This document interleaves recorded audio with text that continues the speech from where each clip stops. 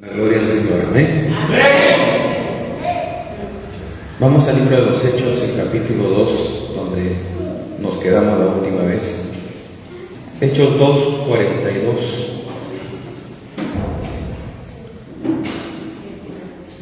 Donde la palabra dice: y perseveraban en la doctrina de los apóstoles, en la comunión unos con otros, en el partimiento del pan y en las oraciones.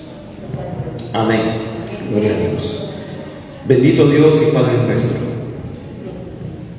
te adoramos, te alabamos y te bendecimos, Señor, en esta mañana. Es un tiempo especial, Señor, para nosotros. Nos reunimos en tu nombre como hijos tuyos para tener este tiempo de comunión y este tiempo de meditación en tu palabra. Oramos a ti, Señor, para que seas tú, mi Dios, quien ministre en nuestras vidas, quien comparta la palabra, quien haga la obra completa y perfecta, Dios, en los corazones de cada uno de tus hijos. Glorifícate, Padre, en esta mañana. Muévete en el poder de tu Santo Espíritu, y todo sea para la gloria y honra de tu santo nombre. En Cristo Jesús. Amén. Y amén. Amén. Bien, vamos a tomar asiento, vamos a compartir esta palabra. Esperamos ser un tanto breves. Hoy vamos a compartir acerca del partimiento del pan, la parte que más le gusta, la comida. La comida. Y bueno, tomamos este pasaje de Hechos 2:42 porque sobre la base de estos 4 elementos, ¿no?, que es la doctrina, que es la comunión, que es el partimiento del pan y las oraciones, fueron los fundamentos o los cimientos sobre los cuales se empezó a formar, a constituir y a desarrollar la primera iglesia. Y pareciera que no es muy importante, pero vemos cuando estuve compartiendo acerca de la doctrina, lo importante es que tener las cosas claras en cuanto a la palabra de Dios, sobre lo cual vamos a predicarla y vamos a vivirla.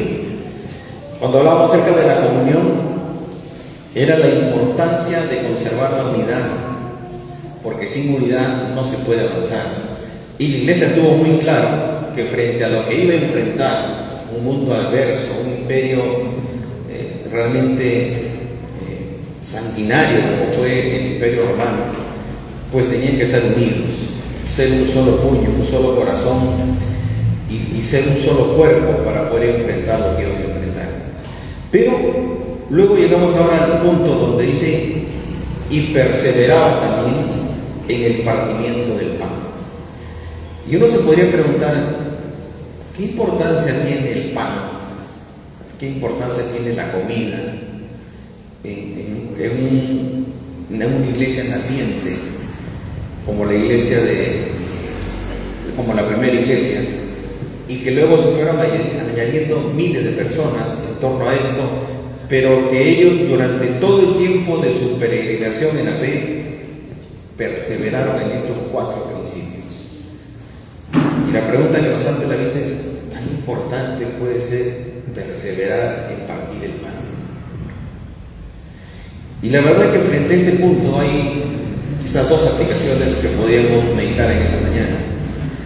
Una de ellas es la importancia de compartir los alimentos que de pronto uno pueda tener más que otro. Porque recuerden que el contexto en el que se dio esta palabra y en el que se dieron estos momentos era una iglesia perseguida, era una iglesia que sufrió una devastación a consecuencia de la fe, pero a la vez que en medio de la aflicción y de los problemas pudieron fortalecerse y seguir adelante y seguir creciendo. Y una de las cosas que ayudó bastante fue la actitud de compartir porque había necesidad. Había hermanos que se quedaban sin trabajo, otros que todavía podían conservarlo, otros que tenían bienes, y vemos a través de la palabra que ellos empezaron a vender sus propiedades, vender sus cosas, con la finalidad de que los hermanos no tengan necesidad. Y bueno, si lo trasladamos eso a nuestro contexto, ¿no? Nos preguntaríamos, ¿estoy dispuesto yo a vender mis cosas con tal de que mis hermanos que yo me entero están pasando por necesidad no la pasen? ¿Estoy dispuesto a vender mi moto, mi casa, mi carro, mis bienes, sacrificar cosas mías con procurar el bienestar de otros? Es una de las preguntas que quizás podríamos hacernos en nuestro contexto presente, pero en el tiempo de ellos sí lo hicieron. El versículo 46, por ejemplo 45, bueno, desde el 44, todos los que habían creído estaban juntos, porque practicaban la comunión y tenían en común todas las cosas y vendían sus propiedades y sus bienes y los repartían a todos según la necesidad de cada uno. O sea, ¿cuál era el objetivo? Que nadie tenga necesidad, ¿no? Que todos los que somos de la fe podamos estar tranquilos con respecto a las cosas materiales que puedan faltarnos, como vestido, como salud, pero también con respecto a los alimentos. El versículo 46 dice: y perseverando unánime cada día en el templo, porque se congregaban todos los días, y partiendo el pan en las casas, porque también se reunían para las casas, comían juntos con alegría y sencillez de corazón. Y el 47 dice que alababan y el Señor iba añadiendo a la iglesia los que iban a ser salvos. Pero si vemos ese contexto, que es un contexto real que ocurrió, es una iglesia perseguida, es una iglesia afligida, es una iglesia que no tenía libertad para congregarse y que tiene que hacerlo en casas y muchas veces a escondidas, y eran muchos hermanos que estaban en esta tarea, y algunos estaban siendo encarcelados, otros estaban siendo muertos, otros estaban quedando huérfanos, otros estaban quedando sin esposa, sin hijos. Todo eso era parte de la violencia que había en ese momento, y otros tenían propiedades, como el caso de Bernabé, que empezaron a vender sus cosas, como el caso de Ananías y Zafira, que también vendieron su propiedad. Todo eso ocurrió en ese contexto, y vemos por la palabra que ellos hicieron aquello. Quizás en nuestro presente podamos quizás hasta pensarlo más de una vez para hacerlo, pero ellos no lo pensaron mucho. Ellos vieron el momento, vieron la necesidad y simplemente lo hicieron. Y ese acto no lo hicieron una vez, lo hicieron todo el tiempo que la iglesia vivió esa aflicción, todo el tiempo en la que la iglesia experimentó persecución, dolor y muerte, todo el tiempo en la que incluso ellos vieron la destrucción del templo de Jerusalén en el año 70 después de Cristo. Todo eso fue la suma de lo que la iglesia pudo presenciar y vivir y sobrevivir en medio de los problemas para levantarse como una iglesia ejemplar y que es digno de imitación aún en nuestro tiempo. Pero se movieron bajo estos 4 principios fundamentales de vida, ¿no? La comunión y la disposición para desprenderse de cosas materiales con el propósito de bendecir a otro que está pasando necesidad. Amén. Ahora, esto está reflejado aquí como un ejemplo de vida. Eso es teoría, ¿verdad? Pero esto, a la vez que es teoría, para nosotros puede convertirse también en una práctica de vida.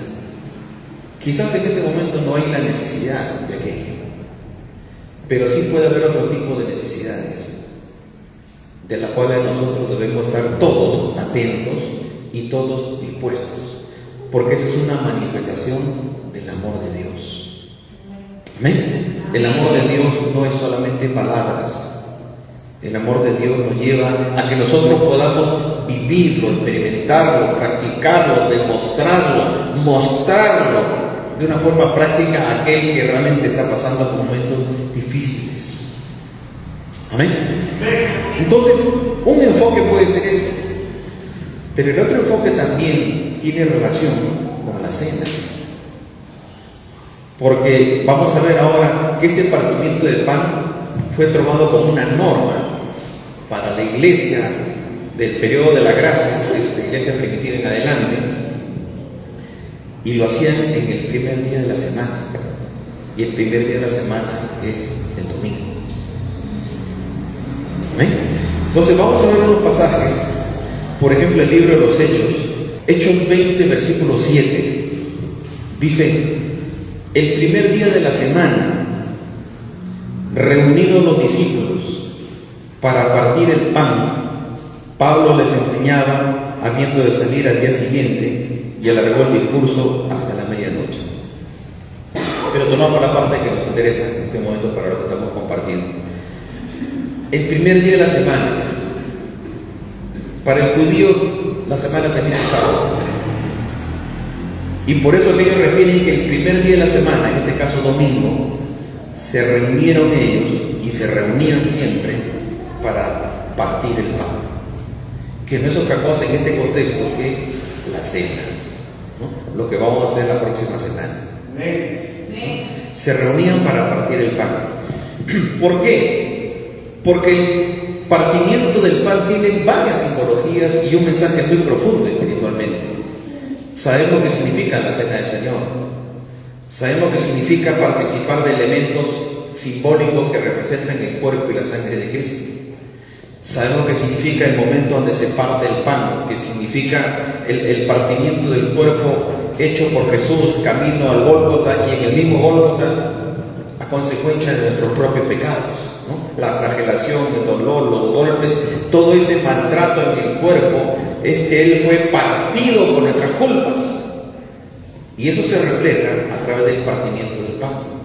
Entonces, si ese momento es importante, que es el sacrificio de Jesús, que es la consumación de la obra de salvación por la humanidad, y en la cual estamos nosotros integrados en ese proceso como cuerpo de Cristo, entonces significa que es un tiempo de comunión, de recogimiento, de integridad, de procurar expresarse no solamente con hechos, sino con palabras y con actos, que realmente somos uno en Cristo.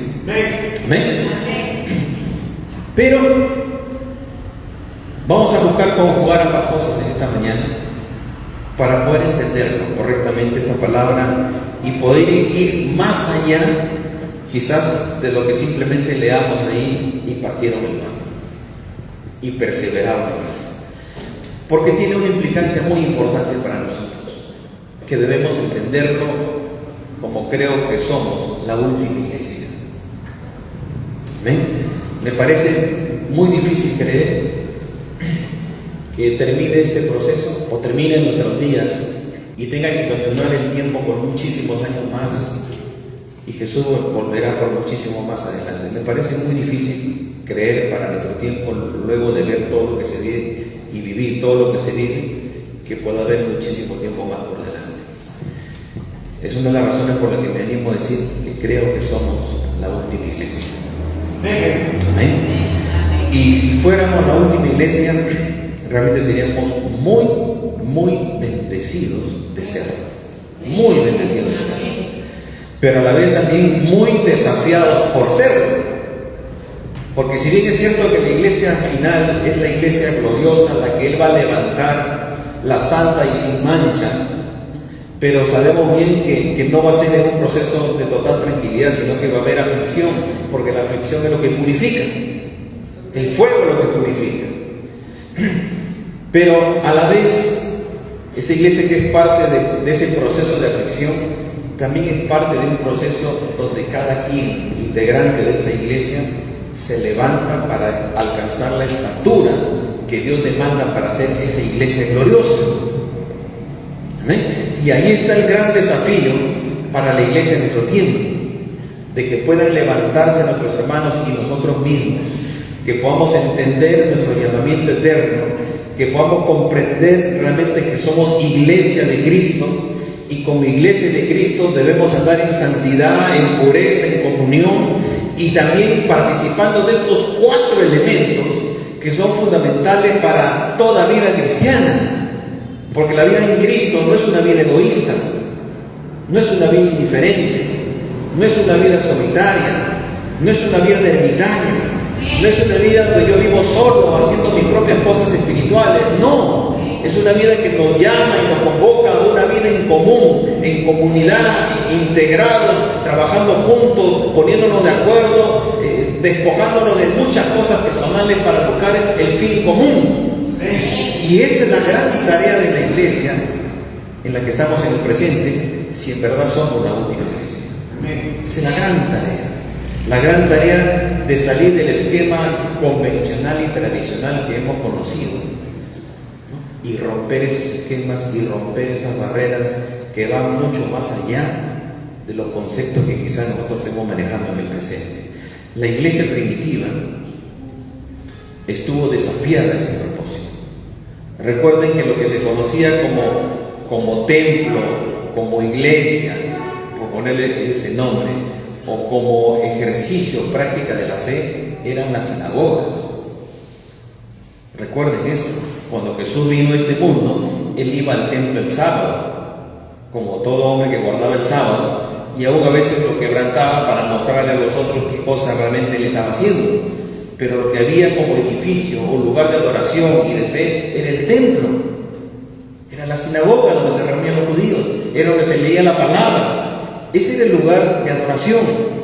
Pero luego que Jesús parte, y luego que se quedan los discípulos, y luego que reciben el Espíritu Santo, ese concepto cambió. Ellos ya no se reunían en el templo. Ellos no iban a la sinagoga de los fariseos. Ya no. Ahora era otro movimiento. Ahora era otro mover. Ahora era el mover de Dios que se daba en las casas principalmente. También iban, como por ejemplo lo que sucedió en el momento que fue sanado este hombre en la puerta de la Hermosa. Pero ya no era el énfasis religioso y tradicional de lo que se conoció, sino se entró a otro tiempo, a otro mover, a otra dimensión. Ya no eran unos cuantos, ahora eran miles y miles de personas que ya no se daban abasto en los templos, sino tenían que moverse por las casas. Pero a la vez que sucedió eso, empezó la persecución. Inicialmente, pues saben bien por la palabra que todo empezó en Jerusalén. Y todos estaban concentrados en Jerusalén. Pero luego llegó un momento en que viene la persecución y tienen que salir dispersos. Y cuando salen dispersos, es que estos 4 fundamentos de vida cristiana eran lo que tenían que ponerse en práctica. ¿Por qué? Porque no podemos ser infieles a la palabra. Tenemos que tener una sola doctrina y perseverar en esa doctrina que nos ha sido dada. No es la de los religiosos judíos de la sinagoga. No es esa la religión que tengo que perseverar, sino en la que Jesús ha establecido, que va más allá de la ley y que estamos movidos por el principio del amor. Entonces era otro mensaje, era otro mover, era otra manifestación gloriosa del Espíritu de Dios para el tiempo establecido como iglesia. Y estos 4 elementos eran importantísimos. La importancia de estar juntos, la importancia de trabajar juntos, pero también la importancia de estar dispuestos a desprendernos de cosas, sobre todo materiales. Y allí hay un punto de quiebre para la iglesia en nuestro tiempo. La iglesia en nuestro tiempo está más orientada a las cosas materiales. Tenemos que reconocerlo. Tenemos que reconocer eso, que la iglesia del tiempo presente está más orientada a lo material que a lo espiritual. Y ese es uno de los puntos que tiene que ser quebrado. ¿Por qué lo digo? Por la misma experiencia. Uno de los principios de la palabra de Dios, por ejemplo, para ver la fidelidad de alguien, para ver la responsabilidad de alguien y para ver qué clase de administrador es terrenalmente, es los diezmos. Y la gran mayoría de las iglesias no pasan del 30% de fidelidad de sus miembros, lo que significa que tienen un 70% de ladrones. dentro de su congregación. Yo he visto de cerca congregaciones grandes que no pasan del 20%. Grandes, de miles de personas, no pasan del 20%. Las iglesias pequeñas creo que son más fieles que las grandes, porque los infieles se encubren en la multitud. Y como son muchos, no se nota la infidelidad, pero internamente muchos sufren con mantener sus gastos. Y eso refleja algo: infidelidad, ingratitud, amor por lo material, pensar en lo propio antes que ser fiel a Dios.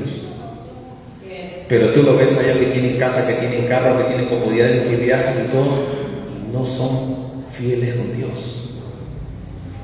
Eso se sucede en la práctica, y eso nos lleva a afirmar, entre otras cosas más, que más están pensando en lo material antes que en lo espiritual. ¿Cuántos de ellos salen a predicar la palabra? Nos sobrarían dedos, pero son multitud en muchos casos. Y eso es práctico, porque están ocupados en otras cosas. Porque no tienen tiempo para lo espiritual, tienen tiempo para lo material.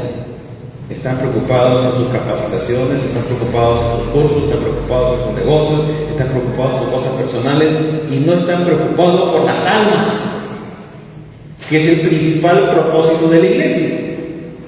Entonces vemos con ejemplos palpables que la iglesia del tiempo presente está muy arraigada en lo material, y son muy pocos los que están realmente buscando a Dios de corazón. Generalmente el que más busca de corazón es el que menos tiene. El que menos tiene más busca de Dios. Y al día que aquel que menos tiene llega a tener, se olvida. Por eso el proverbio le dice al Señor: no me des abundancia, no vaya a ser que me olvide. Ni tampoco me des poquito, no vaya a ser que reniegue. Dame lo justo, Señor.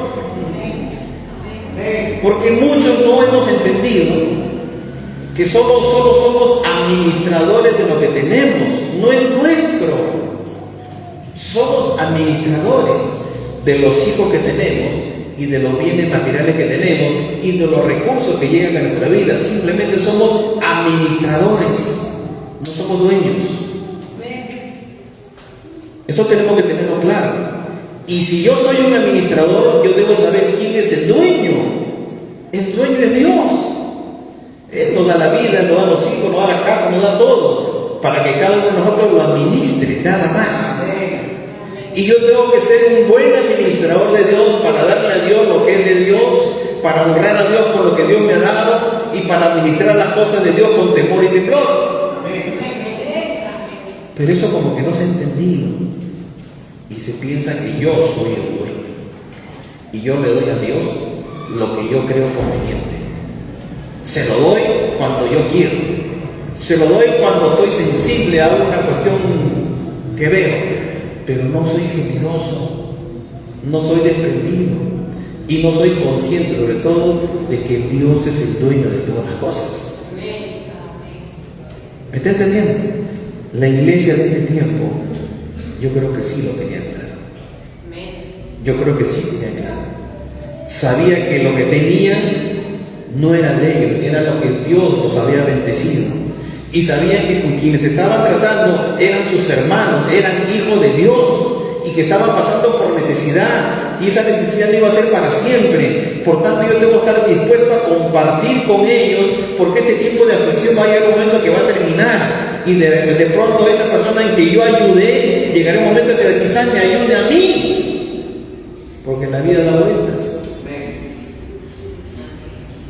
Pero a veces se piensa de que no, a veces se piensa como el león, o sea, el de la fábula, ¿no? Del león que despreció al ratoncito. El ratoncito aquí. El león de repente pensaba de que más útil podía ser un elefante, ¿no? Que lo podía llevar con su fuerza. Pero el ratoncito, ¿de qué sirve el ratoncito? Pero la fábula cuenta, ¿no? Un día el león cayó entre las redes, lo apresaron y fue el ratoncito que lo salvó. El ratoncito ahí estuvo mordiendo la red hasta que el león se pudo liberar. Lo que significa y nos trae como enseñanza de que hasta los más pequeños, hasta los más insignificantes, hasta los más limitados económicamente o espiritualmente, no son dignos de ser despreciados. Son aquellos que de pronto ellos son los que me van a ayudar. Pero a la mente humana muchas veces piensa al revés. Muchas veces piensa al revés. Entonces, cuando vemos estos 4 puntos que son fundamentales y que la iglesia en nuestro tiempo, y por un momento olvidémonos de los demás, miremos solamente nosotros como que nosotros fuéramos lo único de la iglesia, nosotros tenemos que entenderlo. Todo lo que tú tienes, todo, hasta tu propia vida, tus hijos, tu bienes materiales, todo es de Dios. Todo es de Él. Y todo es para Él. Por tanto, simplemente tú y yo somos administradores encargados de algo, nada más. Y que debemos estar dispuestos, en cuanto Dios lo permita y en cuanto Dios lo decida, a desprendernos de todo. Miren lo que le estoy diciendo, que es cosa bien seria. Estemos dispuestos a desprendernos de todo. Porque cuando sucedió esto en Jerusalén con la primera iglesia, todo estaba tranquilo hasta que vino la persecución en Jerusalén y tuvieron que salir disparados por diferentes lugares por voluntad de Dios para que el evangelio se difunda por todos los confines de la tierra. Y en ese momento de salir, salieron con lo que tenían a la mano y dejaron todo. Y cuando salieron allá con lo que tenían, eso que tenían se acabó y viene la necesidad. Y ahí es donde viene el compartir. Y se mantuvo el compartir porque sabían que era la demostración del verdadero amor de Dios y el amor al prójimo. Amén. Ahora, nosotros estamos pasando por momentos de incertidumbre. Y si somos la última iglesia que hablamos, ¿qué tal si esto se agrava un poco más? ¿Qué tal si esto se complica un poco más? ¿Qué tal si de pronto ya esto es inmanejable, que tienes que salir y salir con lo que puedas llevar en la mano? Y será el momento crucial para muchos, como la mujer de Lot. Que viene el momento en que tuvieron que salir y ella no quería salir. Ella estuvo luchando ahí con lo que salgo, no salgo, y al final salió, pero la palabra había sido dada para ella. Le dijo: salgan y no miren para atrás. Y ella justamente miró para atrás porque estaba dejando demasiadas cosas en ese lugar y salía a un lugar incierto donde ella prefería las cosas que tenía atrás y no aguantó. Miró para atrás y ustedes conocen esto. Ahora, creo que estamos llegando a un escenario parecido. Ayer me pasaron un video de un predicador que afirma que están multando en los Estados Unidos a todas las personas que predican el evangelio. Está prohibido predicar de Cristo, predicar de la Biblia. Le están poniendo $1000 de multa a todo aquel que lo encuentren predicando. En Estados Unidos, que es un país fundado en la palabra. La Constitución de los Estados Unidos tiene en su esencia y en su contenido son fundamentos y principios de la Biblia. Pero allí están poniendo multa a los que predican la palabra. Baratito, $1000 nomás. Ese es un primer paso. El segundo paso puede ser: como no pagaste la multa, te quito tus cosas, te embargo. Como no tienes cosas, te meto preso. Porque es así, es progresiva. Las sanciones son progresivas. Si a la multa no funciona, pone algo más fuerte y termina en una persecución. Eso está sucediendo cerca de nosotros, en Estados Unidos. Y aquí en el Perú tenemos una particularidad muy especial. Acá nos encanta imitar todo lo de fuera, ¿no? Sobre todo si es de Estados Unidos, ¿no? Porque siempre ponemos ese ejemplo, ¿no? En Estados Unidos, como si fuera Estados Unidos lo mejor, ¿no? Ya, es el ejemplo de vida, Estados Unidos, donde muchos piensan que Estados Unidos es el cielo, ¿no? Llegar a Estados Unidos, porque cuando esté en Estados Unidos, ya pues viviré en libertad, viviré en la abundancia. No, eso no es cierto. Ahí si no trabajas no comes. Esa es la verdad. Acá sí tienes muchas oportunidades. Acá tú echas una semilla, a la semana ya prendió, y en los siguientes meses ya tienes algo que comer ahí. Acá es abundancia. Lo que pasa es que no sabemos apreciar lo que tenemos. Pero lo cierto está que allá ya están en eso, y acá, con el gobierno mono que tenemos, y obediente y sumiso, pronto pueden hacerlo. Así que nuestra salida de predicación de los jueves van a ser con multa de repente, ¿no? ¿Se dan cuenta? Entonces, ese es el escenario presente en el que estamos, y que nuestro futuro inmediato no nos pinta agradablemente. Tenemos que decir la verdad. La Biblia dice que en los posteriores tiempos la gente irá de mal en peor. La situación también. Y lo estamos viendo, ¿no? Retrocedamos 10 años atrás, no era como es hoy. Está más complicado. 10 años más atrás estaban las cosas más tranquilas. Pero todo va degradándose y cayendo y complicándose cada vez más. ¿Cómo será de acá 10 años más adelante? Todos quisiéramos vivir en el 2020. Pero es una realidad que tenemos que asumirla. Entonces, estos 4 fundamentos de vida eran importantes. Ahora, vamos a meter un poquito en algo práctico. Vamos a meter un poco en algo práctico.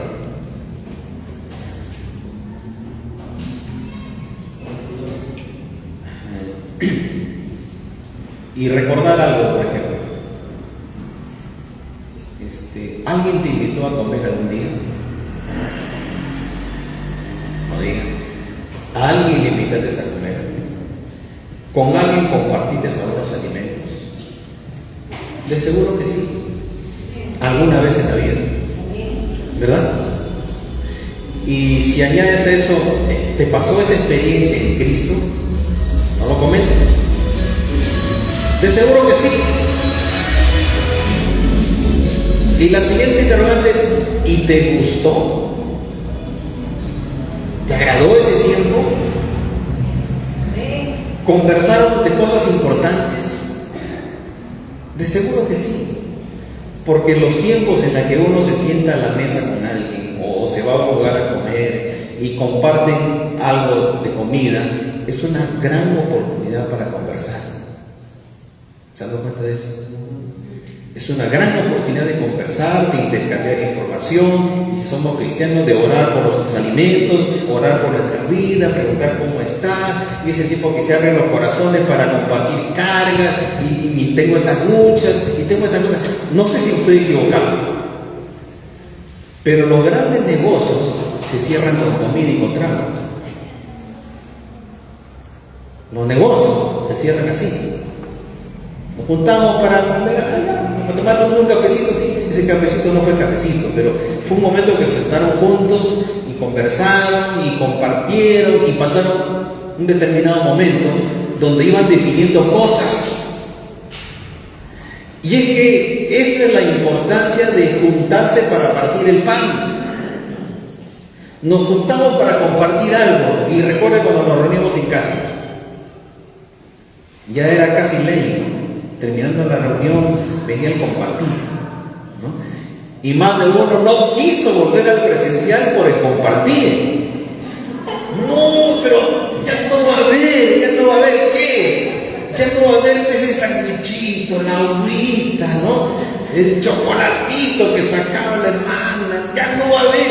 Y preocupado la gran mayoría porque ya no va a haber. Pero ese ya no va a haber también a tiempo no solamente de comer algo, sino de conversar, de compartir. Aunque el tiempo era corto porque no venía la hora de la restricción, pero Pero ese es algo necesario entre los cristianos. Y yo creo que los cristianos lo ganan por el estómago. Yo llego a esa conclusión. Al cristiano lo ganan por el estómago. Invítalo a comer, a ese que está cojeando, invítalo a comer y termina nuevamente en Cristo. De veras. Porque por algo dejó escrito esta palabra acá: perseveren en el partimiento del pan. Júntense para comer, y ahí van a conversar, y ahí se van a sincerar, y ahí van a abrir el corazón, y ahí van a salir muchas cosas de ambas partes que va a consolidar la relación. Porque ¿de qué otra manera podemos conversar y podemos tener intimidad si no es sentándonos a una mesa y compartiendo? ¿Se dan cuenta de eso? ¿O no? Extrañan las reuniones en casa, ¿no?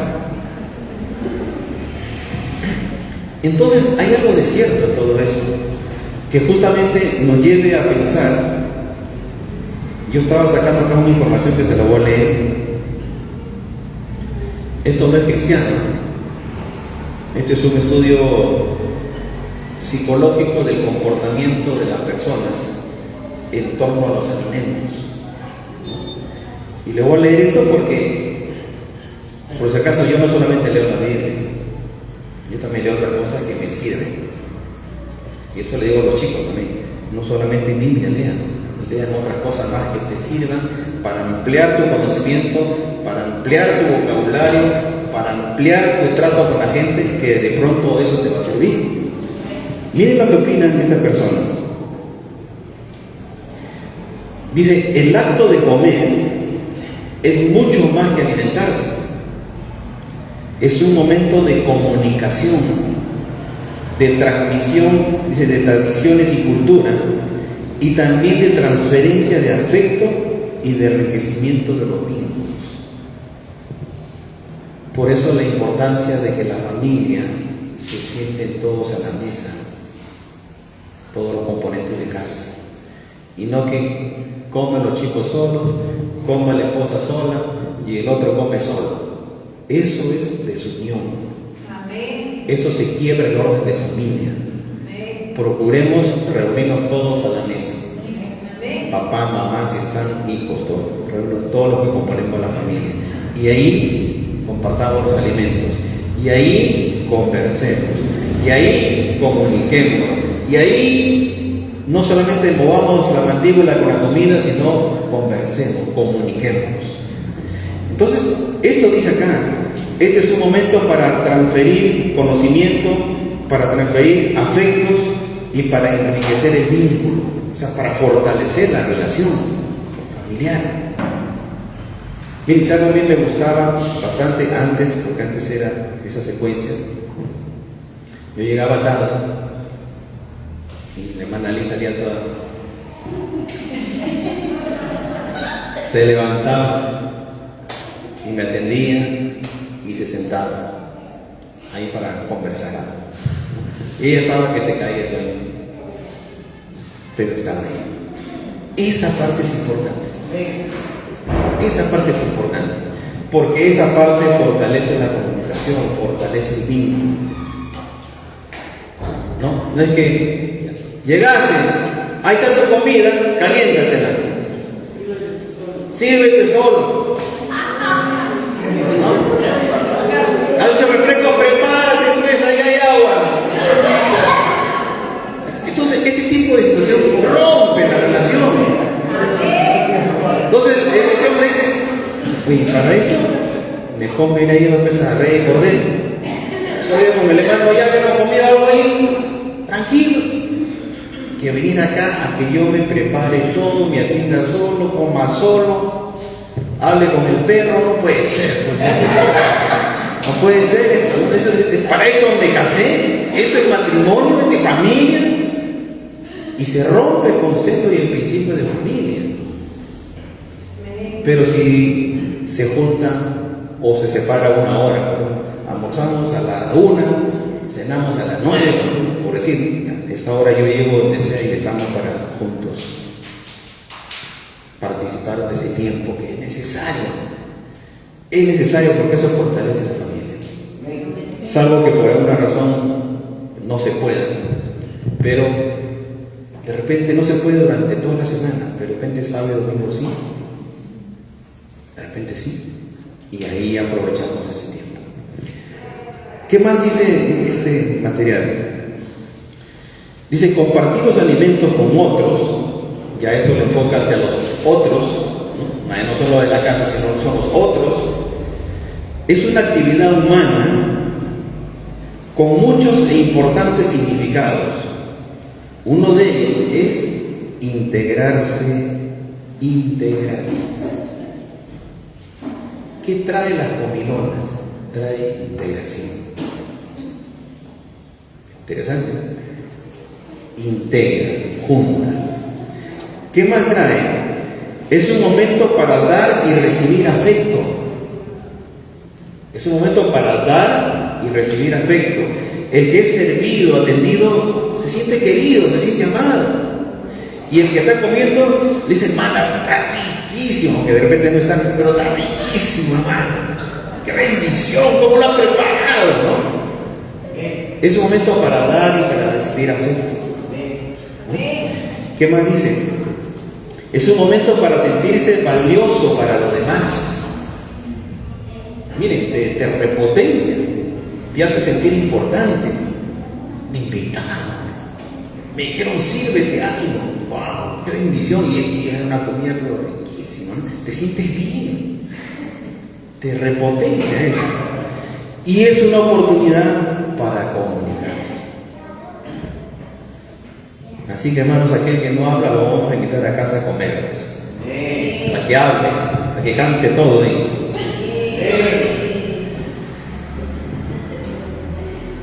Bueno, esto dice los estudios hechos respecto a la comida. O sea, hay un trasfondo de cómo reaccionamos nosotros psicológicamente frente a un escenario de un tiempo de compartir algo. Si a eso yo le sumo que están compartiendo conmigo por las necesidades que yo estoy pasando, por las necesidades de alimentación que pasan mis hijos, y hay alguien o un grupo que ha compartido de algo para poder sostener mi vida, eso fortalece más y me compromete más con el grupo y me desafía que cuando yo tenga, yo también haga lo mismo. Entonces, cuando encontramos una palabra como esta y perseveraban para el partir el pan, miren toda la importancia que tiene. Miren toda la importancia que tiene y que a veces nosotros perdemos de vista y que a veces permitimos que otras cosas nos quiten esta bendición. ¿A qué me refiero a otras cosas? Y a veces uno es tentado también en eso, ¿no? Estás jugando la selección y abajo te esperan para comer, ¿no? Y estás ahí que ya viene el gol, ¿no? Oye, ven, come, ya voy. Ven, come, ya voy. Espérate, porque yo estoy más entretenido en eso. Y estoy privando a la familia de pasar el tiempo que ellos y todos necesitamos. Donde más importante puede ser el fútbol, o la película que estoy viendo, o no sé, qué otra cosa que priva de ese momento. Cuando encontramos con este estudio hecho la importancia que tiene el compartir juntos los alimentos. Amén. Entonces, esto tiene mucho que ver, porque esto consolida la relación, esto hace fuerte el grupo, esto hace íntegro a los que están, esto compromete más a uno con otro, esto es una manifestación del amor de Dios en nuestras vidas. Y esto es algo que tenemos que no perder de vista y aprender a practicar. Amén. ¿Estamos?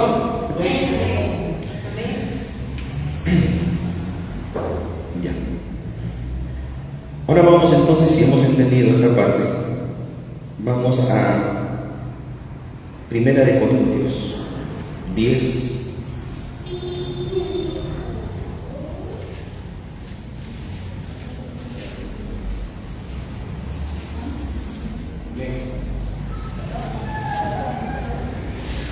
Primera de Corintios 10, versículo 16, que bendecimos no es la comunión de la sangre de Cristo.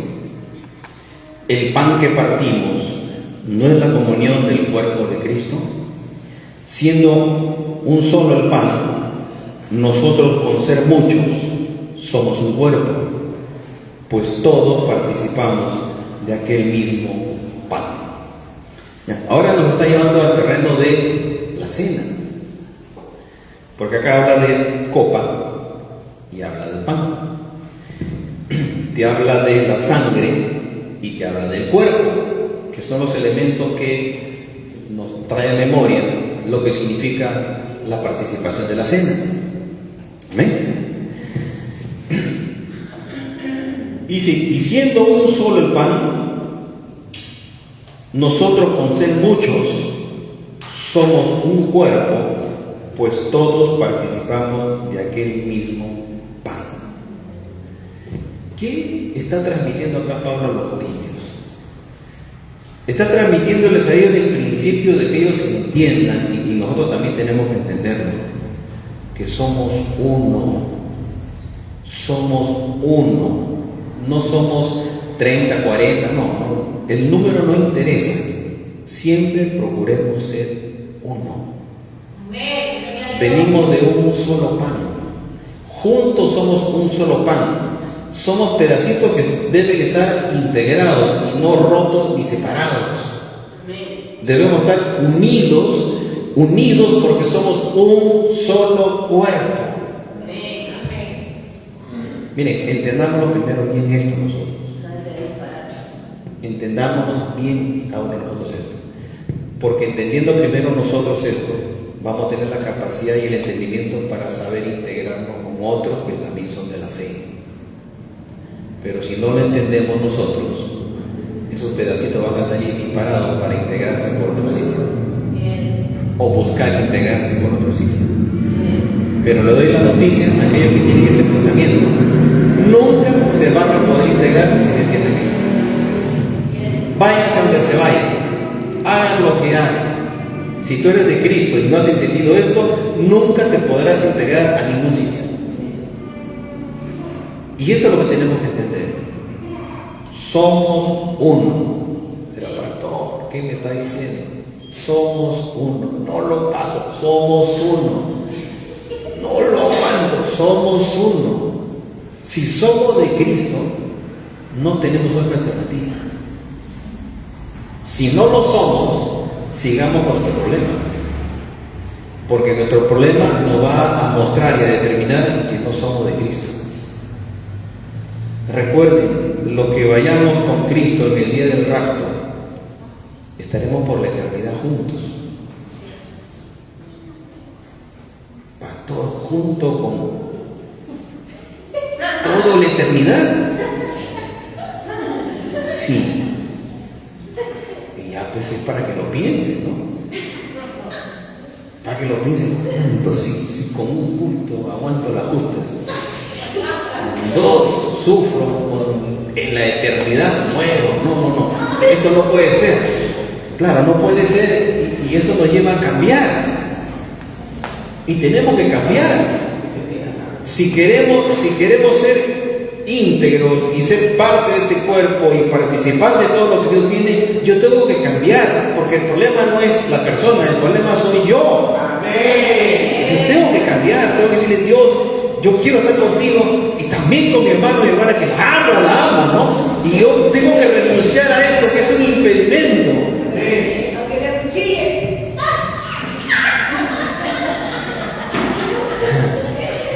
Es cierto, ¿no? Es cierto. Ese es un gran desafío. ¿Por qué creen que Judas no pudo calificar? Porque Judas estaba en sus propios intereses. Que cuando de pronto vio que entró la mujer y rompió el franco de alabastro en Cristo, dijo: ¡ah, de tan desperdicio! 300 denarios se están yendo ahí. O sea, la mente de Judas estaba en la plata, en el dinero, él estaba en ese negocio. No estaba en el negocio de la adoración a Cristo, ni de la comunión con nosotros. No, él estaba en otra cosa. Y por ese tipo de actitud estuvo listo para vender a Cristo. Entonces, si yo no cambio, si yo sigo con mis cosas personales, ¿no? Entonces yo no voy a calificar para ese grupo, ¿no? Porque el día del rapto va a estar, no subo, no subo, ¿no? Se está viendo que se está yendo, no subo. Y hay que tener presente esto. Ojo, no perdamos de vista, es una iglesia santa, sin mancha, ni arruga, ni cosa semejante. Entonces yo debo hacer mi trabajo en el Señor. Desligarme de aquellas cosas que yo sé que están ahí dentro de mi vida y lanzarme a la tarea de superarme en Cristo para ser parte de ese cuerpo integrado. Hermano, yo sé que es una gran tarea, un gran desafío, pero no tenemos otra alternativa. No miren otro lugar como la opción de que ahí sí me van a querer, ahí sí voy a ser yo la estrella. No. Si no me cree, vaya y haga la prueba. Y se va a encontrar con tremendo desengaño en la vida. Porque el problema o la solución no está en el lugar, está en uno mismo. Uno mismo es el problema. Y uno mismo tiene que aprender a cambiar. Y a cambiar no para tener una armonía de grupo, no, sino para cambiar porque es necesario y vital para tu propia vida que eso se dé, porque el principal bendecido va a ser tú mismo. Entonces ahí está la tarea personal de cada uno. Entonces estos dos versículos, el primero nos habla acerca de la copa relacionado con la sangre, y una de las cosas que hace la sangre, y está en Efesios capítulo 2, y ya lo estudiaremos con más detalle cuando lleguemos por ahí. Como digo, ¿cuándo será eso? Pero llegaremos por ahí. Efesios 2, versículo 13. Vean una de las cosas que hace la sangre y la importancia que tiene la sangre, y cuando de pronto tomamos esa copa en la simbología de la sangre, lo que significa. Efesios 2:13. Pero ahora en Cristo, dice Pablo, vosotros que en otro tiempo estabais lejos, habéis sido hechos cercanos por la sangre de Cristo. O sea, ¿qué me ayuda a ese proceso de integración, de reconciliación, de amor, y que yo pueda apapacharme con esa persona que todavía no puedo hacer? La sangre de Cristo. Y yo tengo que entender que ese contenido de la copa que contiene la sangre en esa simbología del vino me debe llevar a la reconciliación, me debe llevar a la unidad, me debe llevar al común acuerdo de las partes. Por eso es que cuando participamos de la cena debemos estar en paz con todos, ¿verdad? Pero no de boca, sino de corazón. Y donde cuando yo he hecho ese proceso de pedir perdón, de amistarme, reconciliarme, y voy a la cena, la simbología de la sangre va a consolidar mi relación, va a sanar esas heridas, va a darle el poder y la autoridad para yo realmente amar y perdonar a esa persona que de pronto me hizo tanto daño, directa o indirectamente. Es que la sangre acerca, es que la sangre junta, es que la sangre reconcilia. Amén. Y ahí está escrito: en Cristo, vosotros que en otro tiempo estabais lejos, habéis sido hechos cercanos por la sangre de Cristo. Amén. Y esto también significa el proceso que significó nuestra comunión con Dios. La obra de Cristo en la cruz, entendemos que la sangre es para el perdón y la limpieza de nuestras culpas, ¿verdad? Pero a la vez esa sangre nos junta a Dios, nos atrae a Dios, nos reconcilia con Dios. Es muy importante la sangre. Ya entraremos con más detalle cuando lleguemos a ese punto para estudiar. Pero volviendo a Corintios 10, 1 Corintios 10, vemos que la copa que contiene la sangre es una copa de bendición. Y el pan que partimos, dice,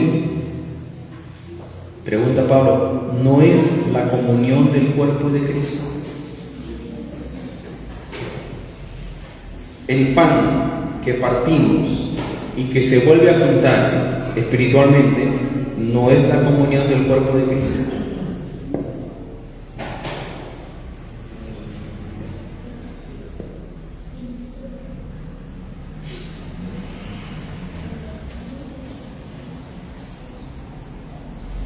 Vamos por un momento al libro del Éxodo. Éxodo, el capítulo 12.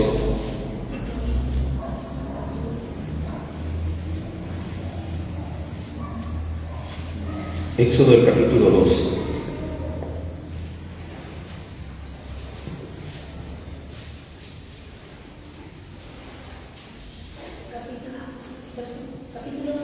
Capítulo 12 del libro del Éxodo.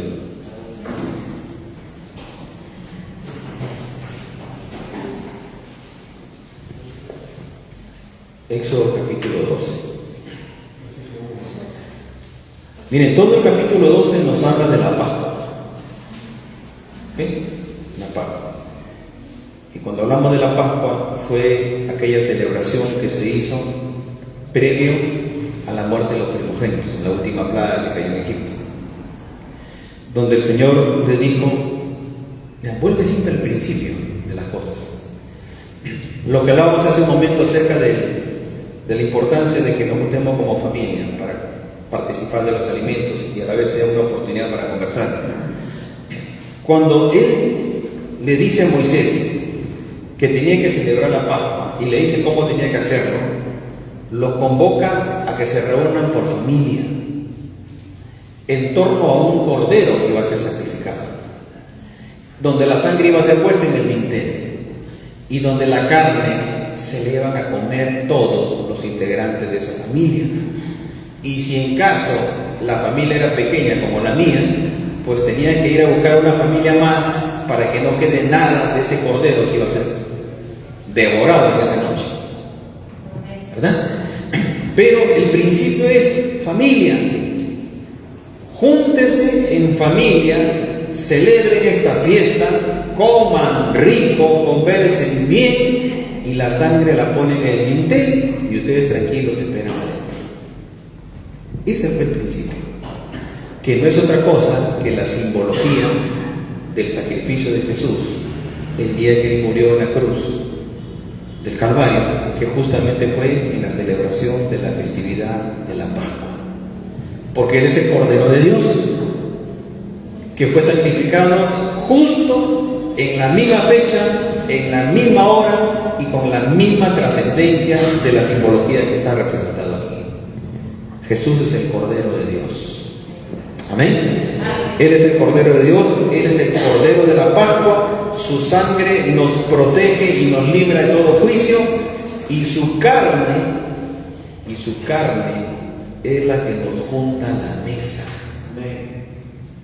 Ojo, su carne, el trozar el cordero, el asarlo y comerlo, estás comiendo de Cristo en la comunión de la familia, integrado como una familia. Por eso que el concepto de familia es importante para nosotros, en nuestra familia que tenemos, pero también ese mismo concepto debe ser de nosotros, de la iglesia en su conjunto, como familia. ¿Me entienden? No me entienden. No me entienden. Dios es un Dios de familia. Él creó la familia, Él estableció la familia, estableció el orden de tal, y ahora nos está tocando el punto de la comunicación en la familia, donde ahora nos invitan a una cena, porque el Señor invitó a las familias de Israel a una cena en casa, donde se iban a comer el cordero, donde no debía quedar nada el cordero, pero sí le iba a quedar una familia sólida y fuerte para la trayectoria que iban a tener de ahí hacia la tierra de la promesa. ¿Me va entendiendo la idea?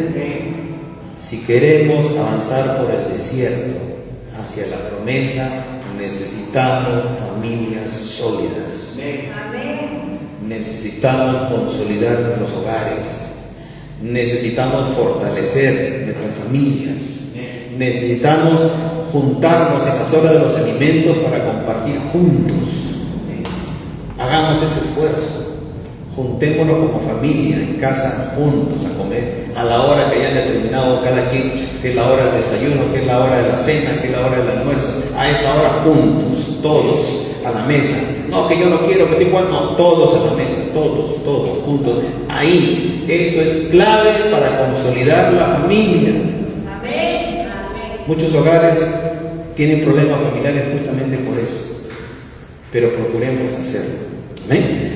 Ese momento era importante para el pueblo de Israel, no solamente porque el espíritu de muerte iba a venir, no, sino era consolidar la familia, generar la unidad de la familia, ver cómo familia iban a ser libres de la condenación, ver cómo familia iban a ser librados de la muerte, ver cómo familia iban a salir juntos de ese problema. Eran importantes.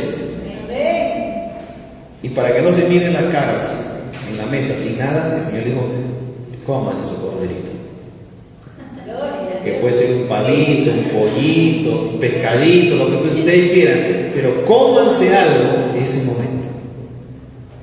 Era necesario eso para el pueblo de Israel. Ya saben el significado de la sangre, pero todo esto que ocurre en el capítulo 12 de Éxodo, todo esto ocurrió en el sacrificio de Cristo. Todo. El día, el mes, la hora, la simbología que se hizo, todo es una figura de lo que iba a ser el sacrificio de Cristo. ¿Ok? Entonces, a esto el Señor le llama el primer pacto. A esto el Señor le llama el primer pacto. Hay otro pacto más antes de esto, pero ese pacto lo hizo con Abraham, que es el pacto de la circuncisión. En parte tiene que ver, pero no tanto vamos a mezclarlo con esto. Y luego el Señor establece el nuevo pacto. Y el nuevo pacto es en su sangre y en su carne. Amén. Entonces, eso lo encontramos nosotros en Mateo 26. Mateo capítulo 26. 26. Miren esa primera línea. A mí me gusta esa primera línea. Dice: y mientras comían, o sea, los discípulos con Jesús estaban en una comilona. ¿Por qué? Podríamos preguntar: ¿y por qué hubo comilona ese día? ¿Por qué el Señor no agarró de frente, partió el pan, tomó el vino y vámonos? No, ¿por qué la comilona? Porque era importante consolidar ese grupo. Porque era importante, porque estaba a horas que él iba a ser quitado. Porque era importante tener ese tiempo de comunión para que se vean las caras y se la vean después también.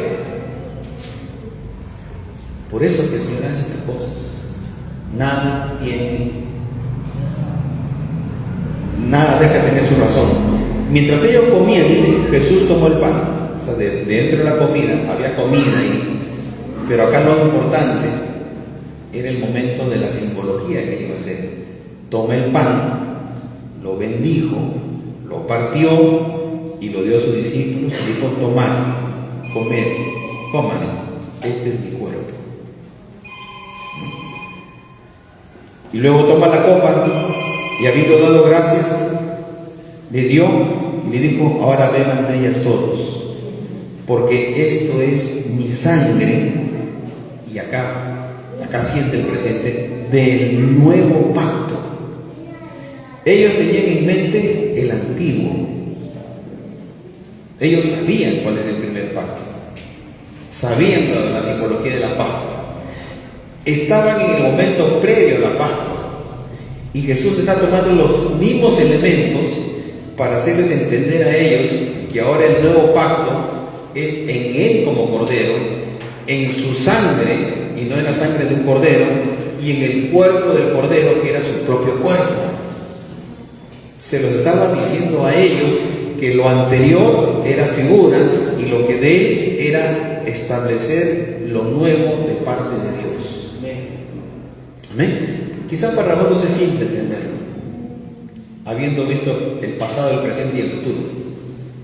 Pero para ellos, yo creo que no lo entendieron. Lo entendieron después. Pero nosotros entendemos.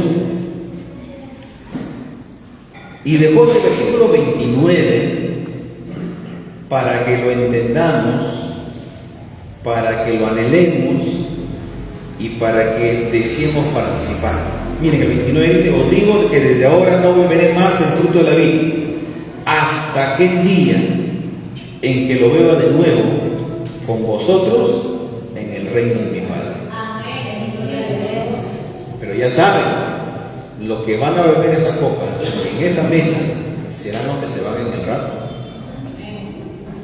Y para ir al rapto, ya saben. Entonces, este versículo 29 está pendiente. Se va a cumplir, está pendiente.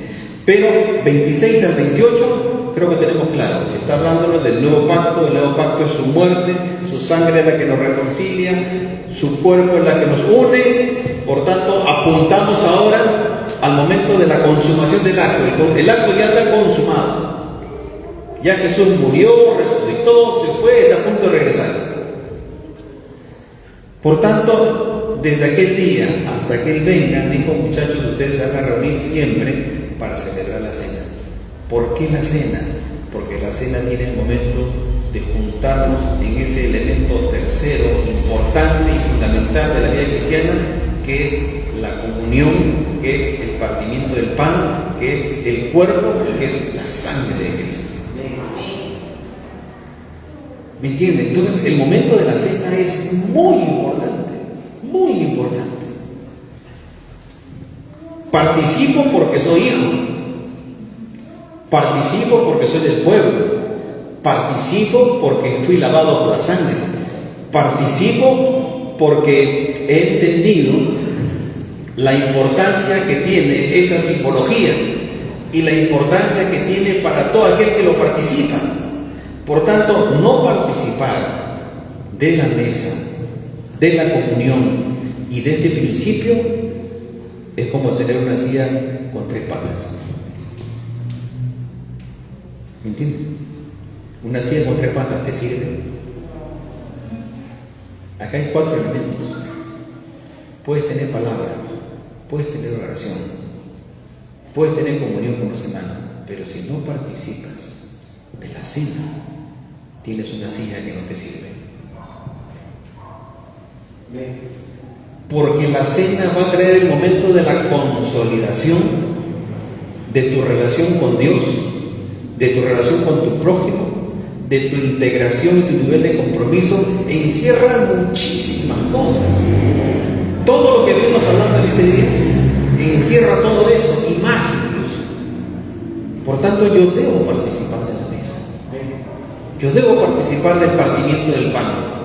Yo debo entender de que somos uno en Cristo. Yo debo entender que lo que yo tengo debo estar dispuesto a compartirlo. Pero antes de compartir cosas, yo primero tengo que aprender a compartirme yo mismo.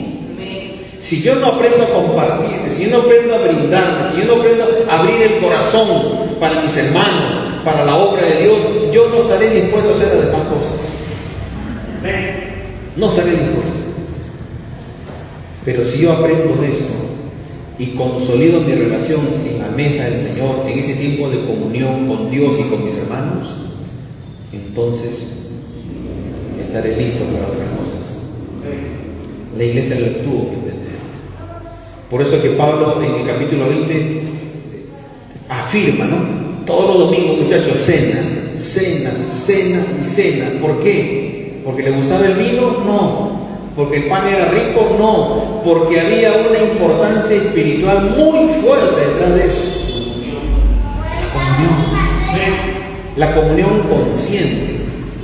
Porque para llegar a ese momento yo me preparo antes.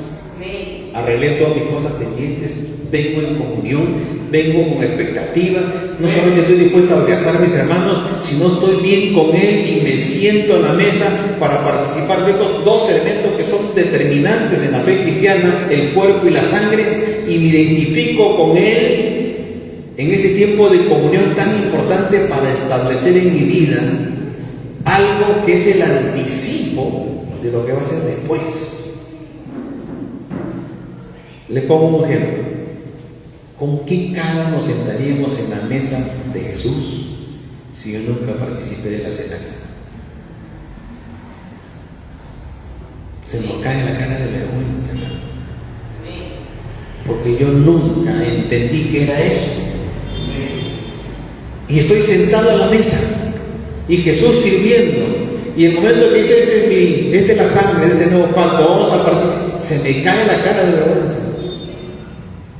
Porque no lo entendí, porque nunca lo hice. ¿Me entienden lo que quiero decir? Si el Señor dejó este versículo 29 abierto ahí, no lo voy a volver a tomar hasta el día en que nos encontremos nuevamente y ahí participaré con ustedes. Es que eso es importante.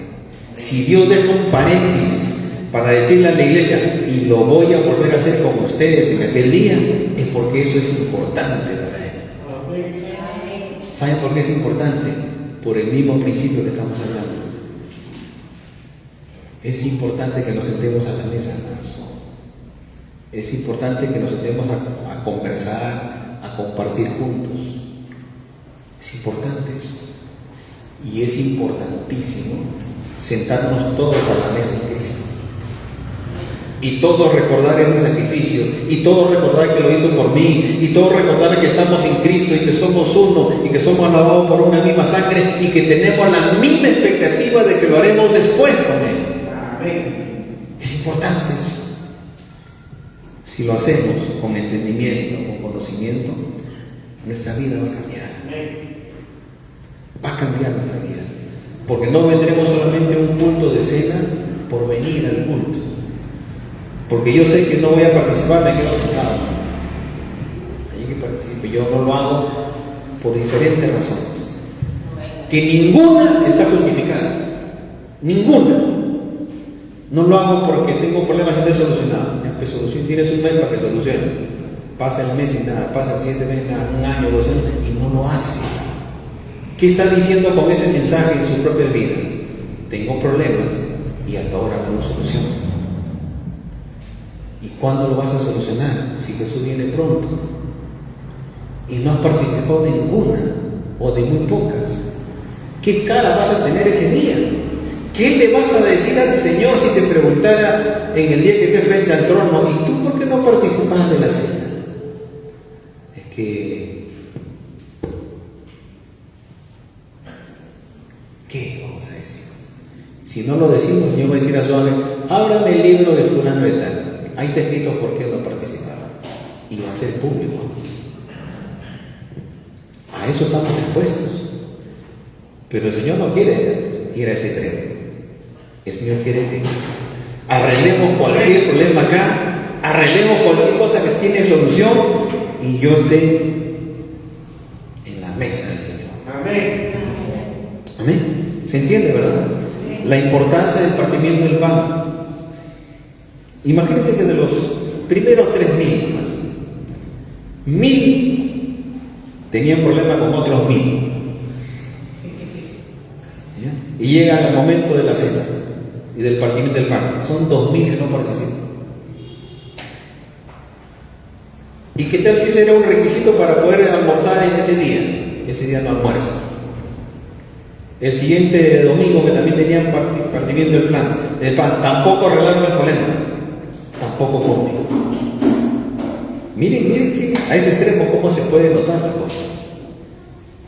La pregunta es, ¿no es más fácil solucionar el problema?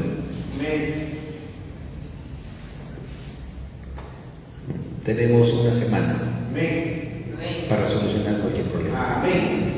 Para pedir perdón, para perdonar, para hacer lo que tengamos que hacer en el Señor. Y de paso eso nos sirve para arreglar nuestra vida personal. Me sirve para estar en orden, para estar en paz conmigo mismo, para estar mejor. Y voy a la mesa a participar con libertad. Y voy a experimentar lo que dice la Biblia. Vendrán cosas de parte de Dios. Cosas que no las tuve y que me privé por dejar pasar el tiempo. Pero que ahora en Cristo, reconciliado con todos y con Él, será un tiempo nuevo y diferente. Que Dios traerá nuevas cosas a mi vida. Y serán nuevas porque eso me potencia para yo seguir avanzando en la fe. Quizás eso sea mi gran problema. Quizás mi falta de crecimiento espiritual esté condicionado a ese problema.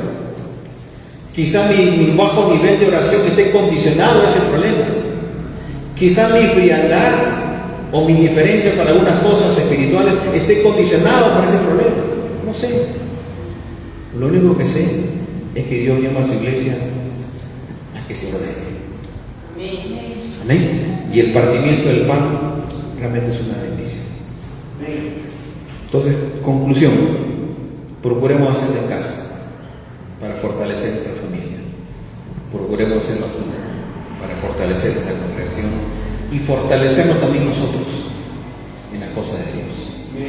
Amén. Ya saben que los requisitos, digamos, por orden interno, no porque estén escritos en la Biblia, por orden interno, es que sea bautizado, que haya experimentado el bautismo en agua, sea aquí o en cualquier otro lugar, bautismo cristiano, que esté en comunión con Dios, eso sí, es importantísimo, que esté en comunión con sus hermanos y que esté siendo fiel en toda demanda.